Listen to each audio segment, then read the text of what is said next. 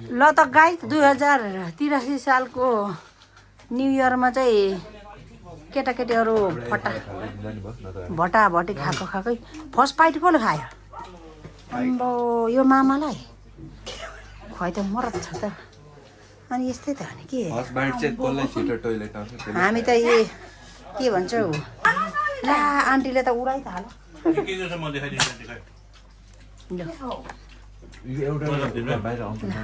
यो धराने कालो बुङ्गुर जस्तै यहाँको बुङ्गुर यो भनेको चिस्किल आन्द्रा चस्केल लौ अनि यो चस्केल चिकन दाम यस्तो यस्तो खाइदिनुपर्छ यहाँलाई ल लोकल दाल रातो दाल कस्तो मिठो नि सचिनको चाहिँ म नि एउटा खाइदिनु बसो ल ल ह्याप्पी न्यु इयर भन्दै खाऊ खै ठुलो त छैन ह्याप्पी न्यु इयर कसरी आन्टी लाइक चियर्स बोसो खा सचिन दामी यता हाम्रो लजावती छोरी छ काइली दिदीको छोरी ऊ चाहिँ जेठी दिदीको छोरो कान्छो ऊ चाहिँ साइली दिदीको छोरो सागरे ह्याम दाक्सु फल्दै यहाँ उयो चाहिँ कतिपति मुगो थुलुङ्गे केटा चाहिँ थुलुङ्गे खाने भनेर गरेको गर्नु चाहिँ खाँदैन छोरी दुईपट्टि के ब्लग एलिसा ए साँच्ची त गर्थ्यो त अस्ति है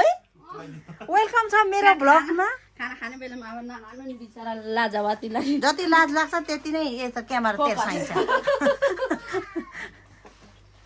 के खाऊ चिसो खाउँथ्यो नि यता हाम्रो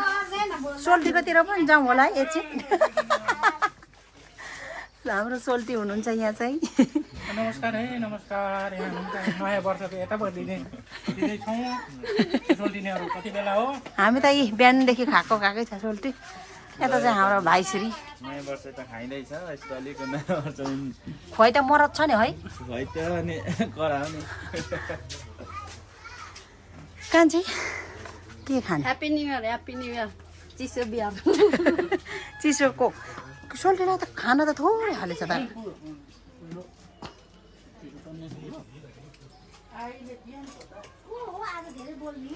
को बोल्यो सेलरोटी पनि थियो देखाउनु पर्ने नि सेलरोटी कार्टुन थियो कता लडिरहेछ कि के भयो ल त गाई चाहिँ हामी चाहिँ मासुको लभर हो एकदम यहाँ चाहिँ सुँगुरको भित्रेस होइन यहाँ चाहिँ कुखुराको मासु होइन अनि यहाँ चाहिँ दाल अनि यहाँ चाहिँ भात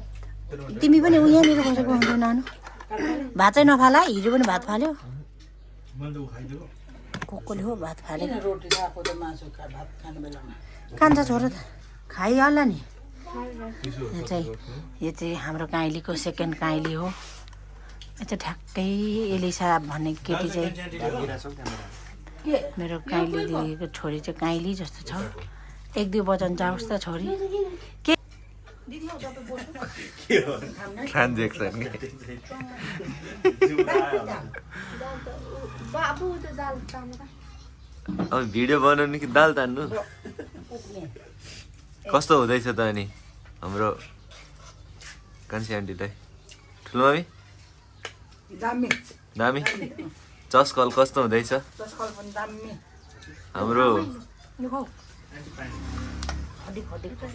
हाम्रो अनि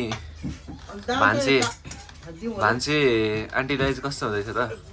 म त चाखेको छैन खोइ परिकारहरू देखाउनु नि पहिला अनि खानु कति हतार भएको कान्छी आन्टी तपाईँलाई मेरो कालीको हामीलाई त्यसैले तिमीलाई आज खोइ परिकार देखाउनु ल अन्त आन्टीले के हो भन्दै देखाउनु एक पिस यहाँ यो के हो यो त्यो सुँगुरको भित्र्यास यो चिकन तन्दुरी अनि आयो बोसो त हाम्रो इन्टरनेसनल फुड के हो यो सुँगुर देखाउनु यहाँ कति यस्तो छ कि यसलाई चाहिँ हाम्रो भाषाबाट फाक्सा भन्छ है दाल दाल के सक्यो अब त सक्यो हामीले अघि नै दबाई सक्यौँ कान्छी आन्टीले खाएको एउटा कुरो ल है ल खाएला ल ल ल हेर्नुहोस् है गाइजहरू असर नगर्ने कहो खानको रियाक्सन दिन न रियाक्सन आफ्नै भिडियोमा रियाक्सन छैन कसरी ग्रो हुन्छ भन्दै खानु कस्तो भयो भनेर अलिकति लोभ्याउने खालको हुनु पर्यो नि त आन्टी कन्टेन्ट त गर्दै खानु हाम्रो यहाँ 3 जनाको चाहिँ यो मुकब्याङ जस्तो भइरहेछ अहिले ल ल 3 जनामा च्यालेन्ज है स्वादले खाने हो कसले म त सकिहाल्छु छिटो बरु हामीलाई चाहिँ अलिक भात चाहिँ पुग्दैन क्या भात पनि कति खानुहुन्छ कान्छी आन्टीले त्यहाँ छ र भा बसो खान सराम आन्टीले नि बसो खान्छ तर राम्रो मासु कान्छी छैन अहिले चाहिँ मासु पस्किने क्रममा अन्तरी आन्टीले चाहिँ झ्याम्मै एक डारू चाहिँ आफूले हाल्नु लाग्नु भएको छ हजुर यतापट्टि आउनु भयो फेरि ठुलो मान्छे ओ दिदी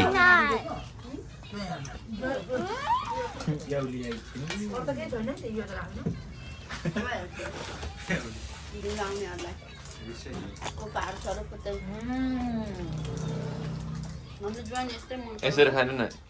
हेर्न पोडा हाल भेज कुकिङ एकछिन बिस्तारै लानु बिस्तारै त्यत्रो सिधै बसो त खाइसके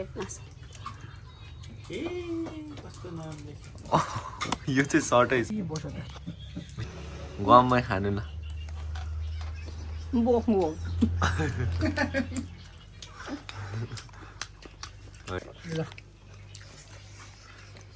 बिस्तार अन्त उसको आमालाई चाहिँ सिकाउँदैछ आमालाई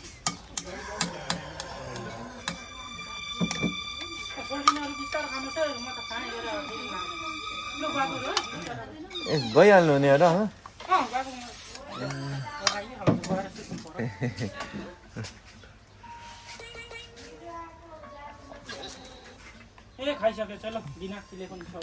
गुड गर्ल हेर्नु है बच्चाहरू चाहिँ यस्तो हुनुपर्छ फोन हेरे पनि खानु चाहिँ 100% खानु पर्यो ल त हाम्रो बाबु चाहिँ अलिक ढिलो आयो हामी चाहिँ अघि नै खाइसक्यौँ होइन कस्तो छ बाबु खानेकुराहरू दाल चाहिँ थिएन दिदी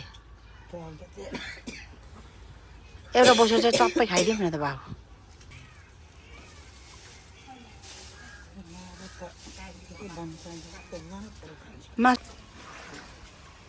बनाएँ त बाजे अनि बाजे कस्तो हुँदैछ त नयाँ वर्ष तपाईँलाई त बाजेलाई त बिरामले गाह्रो हुँदै नहुने होइन त बाजे नयाँ वर्ष पनि कागलाई बेल पाक्यो हर्षना बिस्मत खालको भयो होइन त बाजे बिरामले बाजे अब चाहिँ बाजे पहिलाभन्दा चाहिँ धेरै नै ऊ भइसक्नु भयो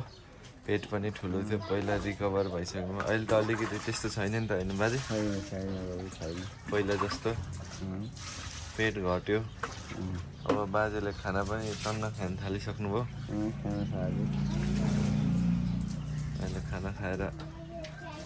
अलिकति डह्रो भइसक्नु भयो हाम्रो बाजे आज हाम्रो बाजेको ड्रेसिङमा जानुपर्ने हो ड्रेसिङमा भन्दै मामा आइसक्नु भयो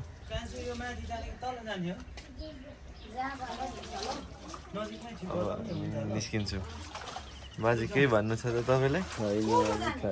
सबै बाजे अलिकति सो गाइज कस्तो लाग्यो त हाम्रो आन्टीको ब्लग आजको हाम्रो किरण दादा पनि हुनुहुन्छ यहाँ किन अझै अलिकति नयाँ वर्षको 2083 सबैलाई मङ्गलमय शुभकामना छ र यो दीर्घ वर्ष एकदम भव्य सबै सोचेको सबै पुग्यो सागर भाइको पनि मेरो पनि सबैजनाको अडियन्स मित्र सबैजना आफन्तजनहरूको सागरको भिजा लागोस् यो पालि पार्टी खान पाइयो भिजा लाग्ने लागेको भए त हुन्थ्यो अब के गर्नु यस्तै हो हामी चाहिँ अहिले बुढा नीलकण्ठतिर छौँ होइन बुढा नीलकण्ठ हो हाम्रो चाहिँ एरिया लिभिङ स्पेस के भन्नु अब living area cozy place home जे भनौँ यो पछाडि च्याउ फर्म बाजेको नि हाम्रो बाजे चाहिँ अहिले बिरामी हुनुहुन्छ खानु पाइयोस् बुहारी नानीले पनि हेरोस् he is fighting against the cancer उहाँको चाहिँ जे भए पनि राम्रो होस् भनेर त्यस्तो नखुलाउने यार भाइ यार यस्तो भ्लगमा नखुलाउने तपाईँ बुहारी नानीले पनि हेरिराख यो भ्लग त्यसपछि यसपालि बिहा गर्ने हो भाइको चट्टा मामा मामा भाइले ओभरटेक गर्यो दाइले ठिकै छ मान्छु म ओ मामा यता आउनु नि छिटो शुभकामना आदन मामा यहाँ आउनु नि छिटो तपाईँ भ्लगमा यहाँनिर नआइकन भएन के के छ भने यो 2082 सालको अन्त्य हुँदै 2083 सालको एकदमै स्वागत छ होइन अब सबैले अब आफूले चिताएको पुगोस् सुस्वास्थ्य दीर्घायुको पनि एकदम कामना छ सबैजना अब आफन्तजनहरू सबैलाई चिताएको कामहरू पुगोस् होइन सबै अब त्यही हो फलोस् फुलोस् राम्रो होस् एक पुस्टमा अब त्यही शुभकामना छ भनौँ न होइन फेरि मामाहरूको शब्दहरू चाहिँ एकदमै गहकिलो हुन्छ नि त मामा पहिलादेखि नै अब यस्तो के भाइ उहाँ चाहिँ मामा फेरि गहकिलो टाइपको भनाइहरू भन्नुहुन्छ उहाँ पहिलादेखि नै हो कि कस्तो देखिन्छ है त तपाईँ त जहिले हिरो हो र बाइकमा के अर्काको हो नचलाम अब मामाको चाहिँ त्यस्तो हुन्छ भनाइहरू ल यति भन्दै चाहिँ हामी पनि आजको भ्लगदेखि बिदाई लिन चाहन्छौँ okay guys see you soon peace out See you next time. Yeah